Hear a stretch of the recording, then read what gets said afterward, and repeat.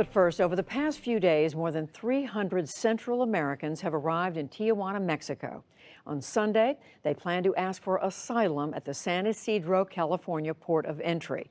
As Jean Guerrero of PBS station KPBS in San Diego reports, the Justice Department has directed U.S. attorneys to, quote, take immediate action to send judges and prosecutors to the border to adjudicate cases quickly.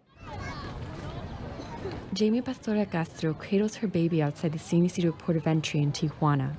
She's among hundreds of Central Americans who plan to ask for asylum, part of a caravan the Trump administration has accused of planning to enter the U.S. illegally. I didn't come here to cross illegally. I came here for help, for the president to have a heart since he's a human like us and was also created by God. Castro and most of the other migrants come from Honduras, where a divisive presidential election last fall has led to killings in the streets. I've heard they don't give asylum anymore, that the U.S. isn't helping anyone, that they're going to deport me and take my daughter away. The caravans are organized by a human rights collective called Pueblos Sin Fronteras and have occurred for more than a decade to raise awareness about violence in Central America, but this year's attracted more attention due to the Trump administration's new policies. President Trump said in a tweet Monday that he'd instructed Homeland Security to turn the caravan away. And yesterday, the department's secretary, Kirsten Nielsen, said officials would enforce immigration laws. If you illegally enter our country, you will be referred for prosecution.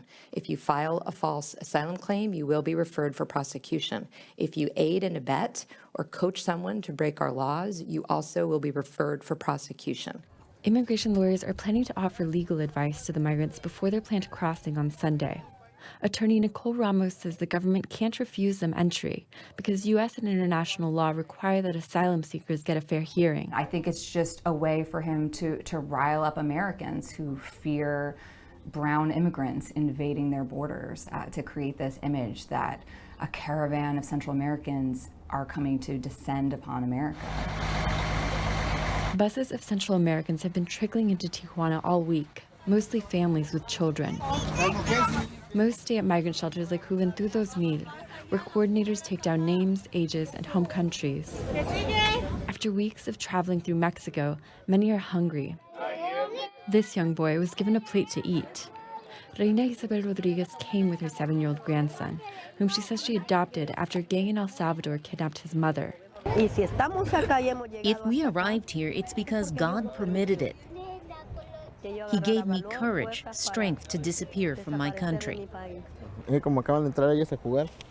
Llerena is a 26-year-old member of the caravan who says he's fleeing violence. He declined to say what part of Central America he's from, for fear of the gangs there. Llerena says he's not interested in sneaking across. A thief doesn't announce he's coming. We've announced we're coming. Trump knows. Or has he not been notified? He and others who are waiting to cross on Sunday say they have the legal right to ask for asylum. For the PBS NewsHour, I'm Jean Guerrero in Tijuana.